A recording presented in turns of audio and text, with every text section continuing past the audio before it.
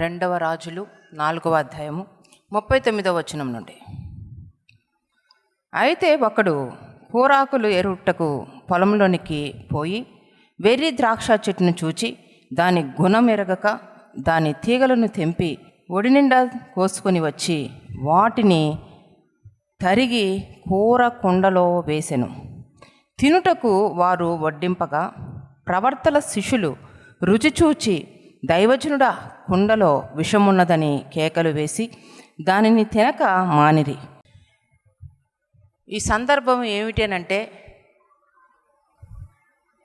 Elisha గారి దగ్గర శిష్యులు ఉన్నారు. దైవజనుడైనటువంటి ఎలీషా ఎంతో ఆశ్చర్యకార్యాలు, అద్భుత కార్యాలు జరిగిస్తున్న సమయంలో, ప్రభు యొక్క అభిషేకము పొందుకొని ముందుకు సాగుతున్న సమయంలో ఎలీషా గారి దగ్గర శిష్యులు ఉన్నారు. ఆ శిష్యుల్లో ఒక శిష్యుడు ఏం చేశాడంటే, కూర చేయడానికి ఆకులను తెంచుకొని రావాలి. ఆ రీతిగా ఆకులు తీసుకున్నప్పుడు గుణము ఎరుగక చేదైన ఆకులు కూడా కోసేశాడండి. ఈరోజు పరిచర్యలో కూడా కొంతమంది ఇలానే ఉంటారు. పరిచర్య ఎలా చేయాలో తెలియక, అలాగనే విశ్వాసుల్లో దేవునిలో ఎలా జీవించాలో తెలియక కారు ద్రాక్షలు తెచ్చుకునేటట్టుగా చేదైన వాటితో నింపుకుంటారు. ఆ శిష్యుడు ఒడి నింపుకున్నాడంట. ఆ ఒడి నిండా ఏమిటి? చేదైన ఆకులతో నింపుకున్నాడు. ఎలా మనము ప్రవర్తించాలి, ఎలా జీవించాలి, వేటిని కలిగి ఉండాలా, వేటిని కలిగి ఉండకూడదు అనేది మనం తెలుసుకోకపోయినట్లయితే మన జీవితాన్ని, మన ఆత్మీయ జీవితాన్ని, మనం వెళ్తున్న మార్గాన్ని అంతటినీ మనం చేదుగా మార్చుకుంటాం. కనుక మీ కుటుంబాల్లో చేదైన పరిస్థితి వచ్చినట్లయితే ప్రభువులో ఎలా నడవాలి, ఎటువంటి తత్వాలు కలిగి మనం జీవించాలి, ఆత్మీయంగా ఏ రీతిగా మనము మన జీవితాన్ని అమర్చుకోవాలో తెలియకపోతే ప్రమాదం. పరిచర్యలో కూడా చాలామంది పరిచర్య చేస్తున్న వాళ్ళు వారికి ఒక శ్రేష్టమైనటువంటి బాధ్యతలు అప్పచెప్పినప్పుడు కొన్ని కంప్లైంట్స్ అన్నీ నా దగ్గరికే వస్తాయండి. మామూలుగా మెంబర్స్ ఇచ్చే కంప్లైంట్స్ నా దగ్గరికే వస్తాయి. నేను చూస్తూ ఉంటాను. చాలా వరకు నేను చూడాల్సినవి నేను చూస్తాను. నాకు మించి అనిపిస్తే ఖచ్చితంగా ఈ దైవజనుల దగ్గరికి వెళ్ళాలి అని అనిపిస్తేనే దైవజనుల చేతుల్లోనికి పెట్టడం జరుగుతుంది. అవి చూస్తున్నప్పుడు ఆ కంప్లైంట్స్ నేను అనుకుంటాను, అంటే ఈ వ్యక్తికి కరెక్ట్గా పరిచర్య ఎలా చేయాలో కూడా చేతగాకుండా ఆ స్థలంలో కూర్చున్నారా? కనీసం ఆత్మీయ జీవితంలో ఎలా మెలగాలో కూడా తెలియకుండా ఆ యొక్క ప్లేస్లోకి నిలబడ్డా? ఏంటి ఇతని తత్వం ఏంటి? చేస్తుంది ఏమన్నా సేవనా, లేకపోతే లోకంలో ఏదన్నా కంపెనీలో పనిచేస్తున్నారా? ఈరోజు వేటితో మీ ఒడులు నింపుకుంటున్నారు, అది ముఖ్యం. ఒక్కొక్క డిపార్ట్మెంట్ ఒక్కొక్కళ్ళ చేతులకి అప్పచెప్పడం జరిగింది. అక్కడ పరిచర్య చేస్తున్న వారుండి ఆ డిపార్ట్మెంట్ని నడిపిస్తూ ఉంటారు.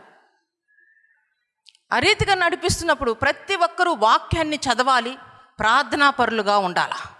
అప్పుడే దేవుని యొక్క ప్రాంతం అంతా, స్థలం అంతా కూడా ఆత్మీకంగా సిద్ధపడుతుంది. అక్కడ ఉన్న వాళ్ళందరినీ ఆత్మీకంగా నడిపించడం, ప్రార్థనాపరులుగా నడిపించడం, తీసుకున్న ప్రతి నిర్ణయం, చేసే ప్రతి పని ఆత్మీకంగా ఉండాలి. అలాగనే కుటుంబంలో తల్లి తండ్రి ఇరువురు కూడా ప్రవర్తించే ప్రవర్తన విషయంలో బహుజాగ్రత్త, దేవుని మాట ప్రకారము జీవించే జీవితాలు కలిగి ఉండాలి. కారు ద్రాక్షలతో లేకపోతే చేదైనటువంటి వాటితో మన ఒడులు నింపడానికి వీలేదు. ఈరోజు మీరు తీసుకున్న నిర్ణయం అది దేవుని చిత్తము కానప్పుడు అది ఎంత చేదుగా మీ కుటుంబంలో మిగిలిపోయింది. మీరు తీసుకున్న నిర్ణయము దేవుని చిత్తము కానప్పుడు అది ఎంత భయంకరంగా మీ బిడ్డల జీవితానికి శాపకరంగా మారుతుంది. కనుక తప్పక మనము దేవుణ్ణి బట్టి, దేవుని మాటలను బట్టి మనం జీవించేవారిగా ఉండాలి. గుణము ఎరుగక అంటే తెలుసుకొనక, తెలియకపోవడం, బుద్ధిహీనత కూడా కొన్నిసార్లు చాలా భయంకరమైన తప్పు అవుతుంది.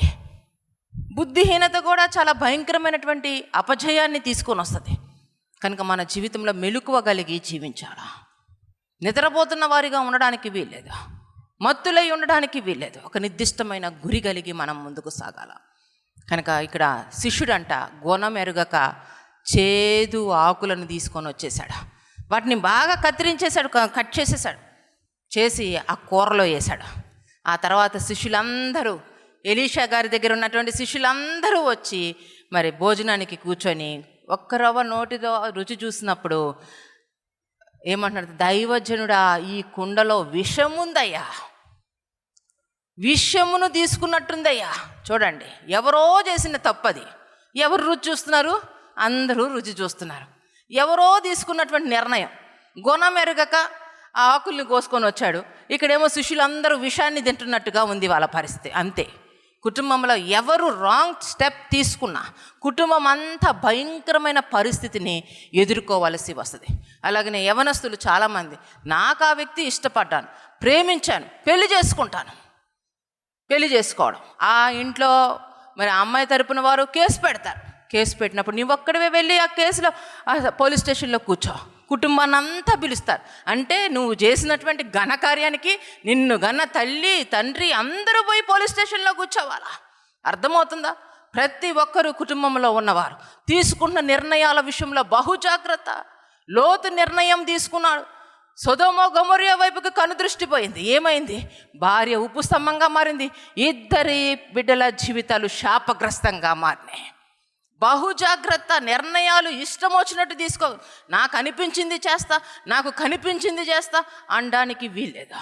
ప్రతి నిర్ణయం విషయంలో కూడా ఒక నిర్దిష్టమైన గురి కలిగి ఉండాలి. అలాగనే స్నేహించేటప్పుడు, ఇతరులతో స్నేహము చేసేటప్పుడు వారి జీవిత విధానం ఏమిటి, వారు బ్రతుకేమిటి, వారిని దృష్టించి, వారు ఆత్మీయుల కాదా అని దృష్టించి వారితో స్నేహము చేయడం. కనుక ఈరోజు చాలామంది ఎవరిష్టం వాళ్ళది,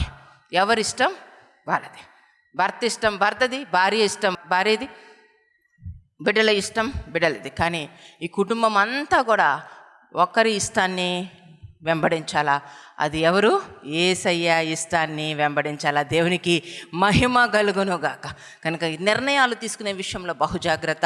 నీవు పొరపాటున రాంగ్ డెసిషన్ తీసుకున్నట్లయితే అది నీ జీవితంలో చేదుగా మిగులుతుంది. అంతేకాదు, కుటుంబంలో ఉన్న వారికి కూడా చేదు. అక్కడ ఒక వ్యక్తి గుణమెరుగక తీసుకున్న నిర్ణయము ఆ చేదైన ఆకులను పట్టుకొచ్చాడు, ఆ కుండలో వేశాడు. కానీ శిష్యులందరూ కూర్చొని తింటున్నప్పుడు అది దైవజనుడా విషముంది.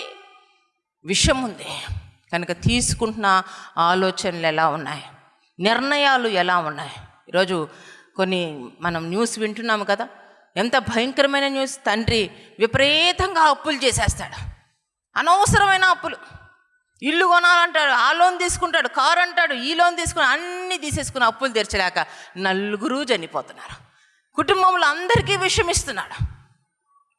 తను తీసుకున్న నిర్ణయంతో 4 జీవితాలు కూడా మరి సమాధి కావలసి వస్తుంది.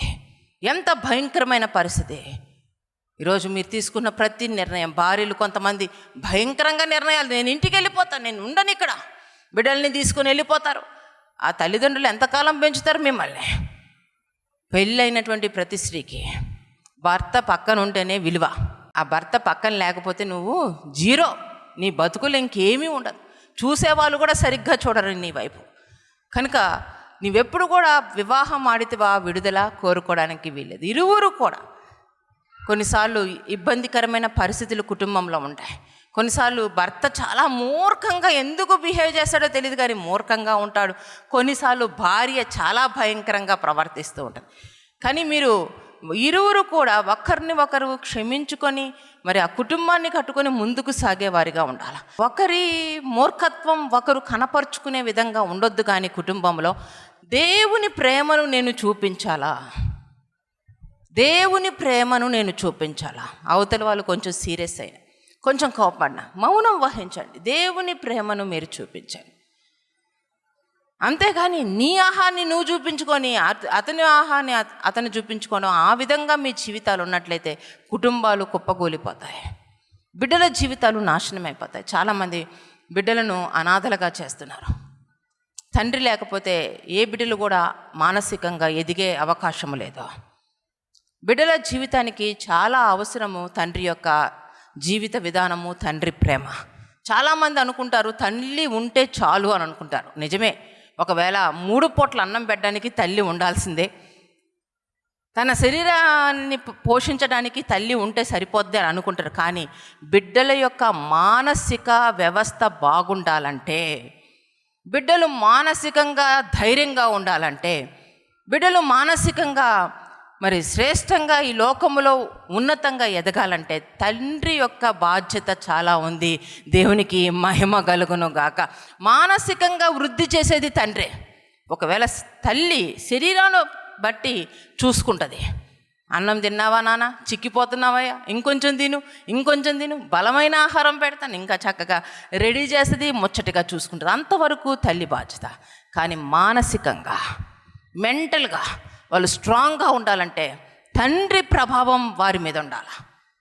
తండ్రే వారికి దగ్గరగా ఉండాలి. తండ్రి ఎక్కువసేపు పిల్లలతో స్పెండ్ చేయాలా.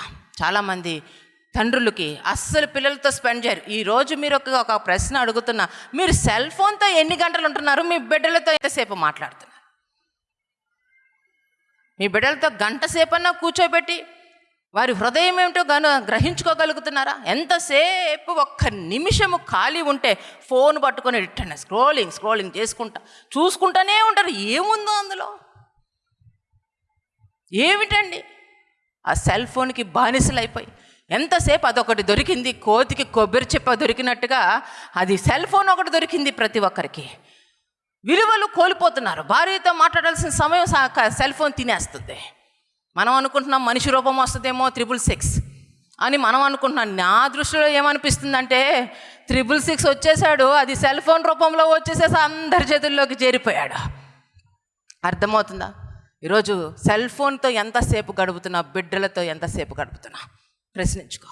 నువ్వు బిడ్డలతో గడిపి వారి యొక్క మనోభావాలు ఎలా ఉన్నాయి, వారి యొక్క ఉద్దేశాలు ఎలా ఉన్నాయి, వారి మాట తీరు ఎలా ఉంది, వారికి శ్రేష్టమైన విషయాలు తెలియచేస్తూ, వారిలో ఉన్నటువంటి చెడుతనాన్ని తొలగిస్తూ, మంచి విషయాల్ని వారికి తెలియజేస్తూ బిడ్డలను ఒక ఆరోగ్యకరమైనటువంటి మంచి స్థితిలో పెంచాలి. కానీ సెల్ ఫోన్ వచ్చి పెంచుతుందా పిల్లలని?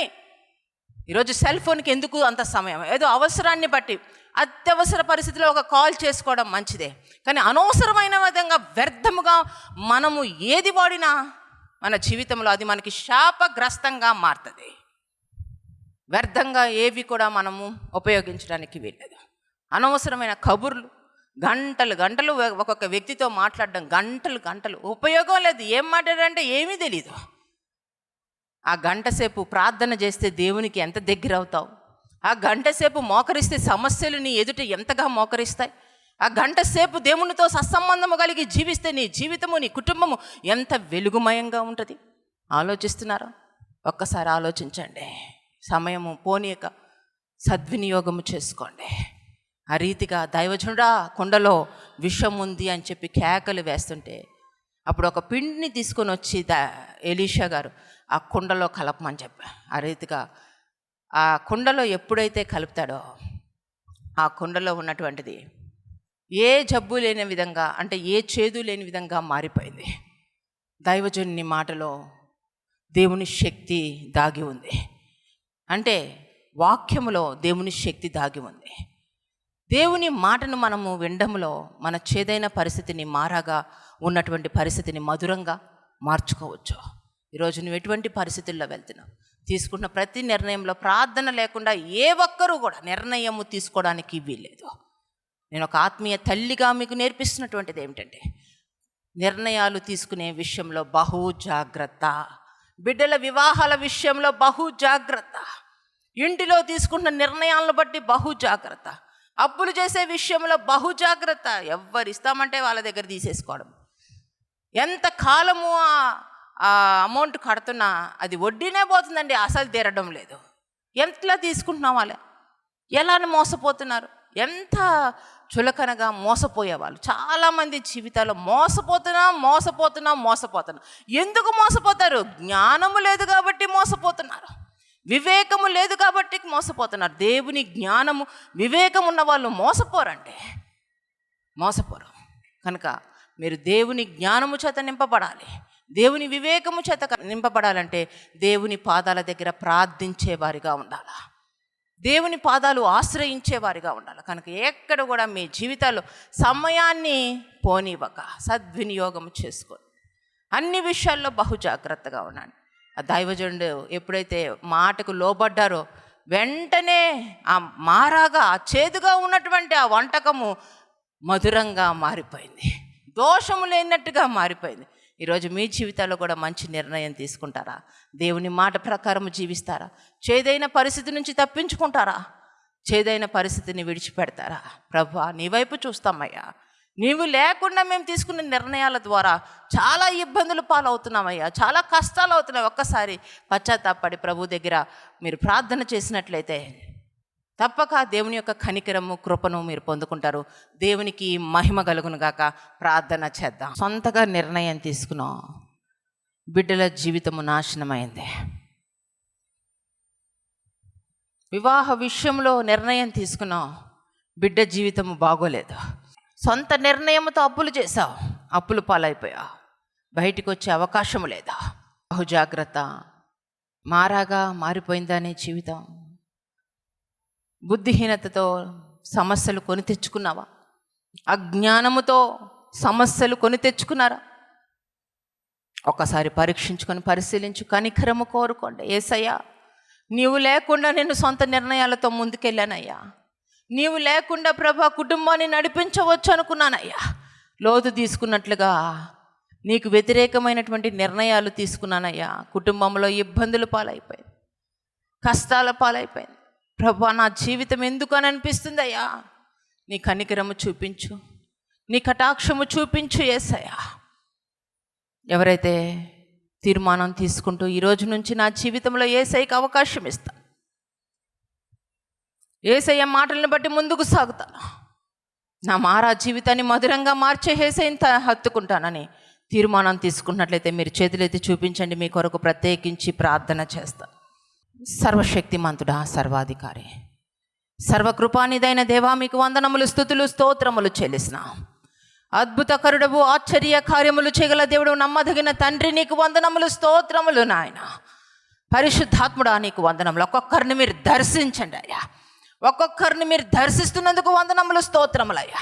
వీరి జీవితాలను అంధకారమును యేసునామములో లయపరిచి నాయన, వీరి జీవితాలను వెలుగుమయంగా మారుస్తున్నందుకు వందనములు, స్తోత్రములు. ప్రతి అంధకార శక్తులు, దురాత్మ శక్తుల ప్రభావాలు, చేతబడి శక్తుల ప్రభావాలను యేసు నామములో అగ్నితో కాల్చి వేస్తున్నాము తండ్రి.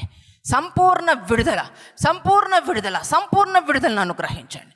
నా ప్రియమైన యేసయ్య, మీ గాయపిన హస్తంతో ఒక్కొక్కరిని ముట్టండి.